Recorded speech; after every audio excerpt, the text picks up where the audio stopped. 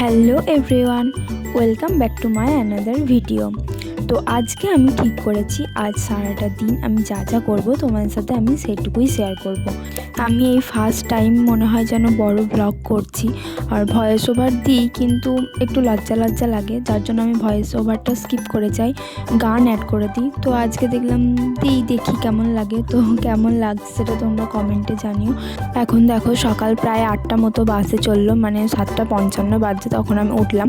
তো উঠে দরজা খুলে দেখছি ভীষণ পরিমাণে কুয়াশা আর ভীষণ পরিমাণে ঠান্ডা। এটা নতুন কিছু নয়, গত কয়েকদিন ধরে এরকমই চলছে। তো উঠতে তো হবেই, তাই না, আর লেট করে লাভ নেই। তাই উঠে আমি ফ্রেশ হয়ে নিচে চলে এসেছি। এসে চা করাটা আমার হচ্ছে প্রত্যেক দিনের মেন কাজ। তো চা করে ওকে চা দেওয়াটা হচ্ছে আরও বড় কাজ, না হলে চিৎকার করতেই থাকে চা না পেলে। তো দেখো আমরাও চা খেয়ে নিয়েছি, আর আমি উঠে এসে দেখি মায়ের অলরেডি রান্না প্রায় কমপ্লিট। তো এখন দেখো আমি তোমাদেরকে দেখালাম প্রায় 8:48 মতো বাজে, মায়ের 9টা থেকে ডিউটি ছিল।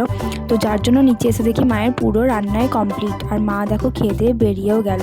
চলে যাওয়ার পর আমি নিচে একটু রোদে দাঁড়িয়েছিলাম, আর তোমাদেরকে আমি এখানে দেখাচ্ছি। দেখো সরস্বতী পুজোর মাত্র কয়েকটা দিন বাকি, হাতে গোনা, আর আমাদের পাড়াতে কিন্তু ঠাকুর তৈরি করা শুরু। এরপর কিছুক্ষণ রোদে দাঁড়ানোর পর আমিও ঘরে চলে আসি। এসে আমি ভাত বেড়ে নিই, কারণ হচ্ছে দাদুকে খেতে দেওয়ার ছিল আর আমার নিজেরও খাওয়ার ছিল। তো দাদুকে খেতে দিয়ে আমিও আমার খাবারটা বেড়ে নিচ্ছিলাম। আর আমার ভিডিওতে তোমরা হয়তো এটা লক্ষ্য করে থাকবে যে আমি খাবার বাড়তে বাড়তে অল্প খাবার হয়তো মুখে নিয়েছি, কারণ ওটা আমার হ্যাবিট। আমার পছন্দের কিছু খাবার রান্না হলে আমি বাড়তে বাড়তে অল্প মুখে নিয়ে নিই। যেদিন আমি খাবার বাড়ি সেদিনই আমার সাথে এটা আমার হয়ে যায় আর কি, অটোমেটিক অভ্যাস হয়ে গেছে।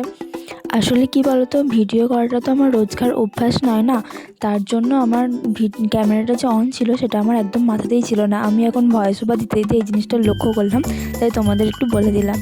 তো এরপর আমি ভাত টাত খেয়ে সবাইকে ভাত টাত দিয়ে আমি ওপরে এসে শুয়ে পড়েছিলাম, আর টানা লম্বা একটা ঘুম দিই, যেটার আর কি ভিডিও করব বলো, তো সেটা মুখেই বলে দিলাম। তো তারপর আমি উঠে দেখি অনেকটা বেজে গেছে, অনেকটা। তো আমি তাড়াতাড়ি চান করতে চলে যাই, কারণ ভীষণ পরিমাণে ঠান্ডা লাগছিলো। তো ওপরে নিচে আর যাইনি, ওপরেই চান করে নিয়েছিলাম। তো তাড়াতাড়ি চান করে দেখো আমি চলে এসেছি ফ্রেশ হয়ে, আর এতক্ষণ অবধি ঠিক ছিল। এরপর আমার এত ঠান্ডা লাগতে শুরু করে কি বলবো, যে আমি আর ওই জামাটা পরে থাকতেই পারছিলাম না। তো আমি তাড়াতাড়ি সোয়েটারটা পরে নিলাম, আর ভীষণ পরিমাণে ঠান্ডা। আমার মনে হচ্ছে যেন যত ঠান্ডা শুধু আমাদের বাড়িতেই, বাইরে বেরোলে অতটা ঠান্ডা লাগছে না যতটা বাড়ির ভিতরে থাকলে ঠান্ডা লাগছে। কতক্ষণ বাড়ির বাইরে থাকবো বলো, ভীষণ পরিমাণে ঠান্ডা। ওপর বলো নিচে বলো সব জায়গাতেই আমাকে শীত করছে গাইস। আমি কী করবো আমি সেটাই বুঝতে পারছি না। ছাদে দাঁড়ালেও আমাকে এত ঠান্ডা লাগছে, কি বলবো, এত হাওয়া দিচ্ছে। তো এরপর আমি নিচে চলে যাই, কারণ কিছু খেতে হবে, কারণ সে কখন ভাত খেয়েছিলাম। তারপর আমি নিচে গিয়ে দেখি যে কালকেকার লুচি ছিল। তো আমার বাসি লুচি খেতে ভীষণ ভালো লাগে, আর যে সবজিটা ওটা আমি করে নিয়েছিলাম, সেটা আর ক্যামেরায় দেখানো হয়নি। তো এরপর খেয়ে নিয়ে আমি একটু বাইরে দিয়ে বেরিয়েছিলাম, একটু হাঁটাহাঁটি করছিলাম, আর পাড়াতে সব ছেলেমেয়েরা বাচ্চাগুলো খেলা করছিল, সেগুলো দেখছিলাম দাঁড়িয়ে দাঁড়িয়ে। তো এভাবেই কাটে আমার বিকালটা এখন। তো তারপরে দেখো ফুচকি চলে এসছে আমাদের বাড়িতে। ও রোজ আসে এখন, আর ও আসলে যে বিকালটা কীভাবে পেরিয়ে যায় সেটা বোঝাই যায় না। আমাদের সাথেই থাকে সবসময়, আর হেসে খেলে গল্প করে ওর সাথে ইয়ার্কি মেরে ওকে জ্বালাতন করে, আসলে বাচ্চা ছেলে বুঝতেই পারছো। তো ওকে নিয়েই কেটে যায় বিকালটা, ভীষণ ভালোভাবে কাটে। আর ও না আসলে ওকে খুব মিস করি। তো এখন দেখো আমার ঘরে কিছু কাজ ছিল, সেগুলো আমি ক্যামেরাটা অন করেই করে নিলাম। আর ও দেখো ক্যামেরাটা অন করা ছিল বলে ক্যামেরার সামনেই এসে দাঁড়িয়েছিল, আসলে কি করছে সেটা তোমরা দেখতেই পেলে। তো তারপর আমি ক্যামেরাটা হাতে নিতে আমার কাছে চলে আসলো। আমি আসলে যেভাবে বসে আছি ও সেভাবে বসছে, আসলে সেটা তোমাকে দেখাচ্ছে। আমি যেভাবে বসে বসে ক্যামেরাটা ধরেছি, ও ওইভাবেই বসেছে, হাঁটু কেটে বসে ক্যামেরাটাতে আমি হাই করতে বলছি, ও হাই করছিল।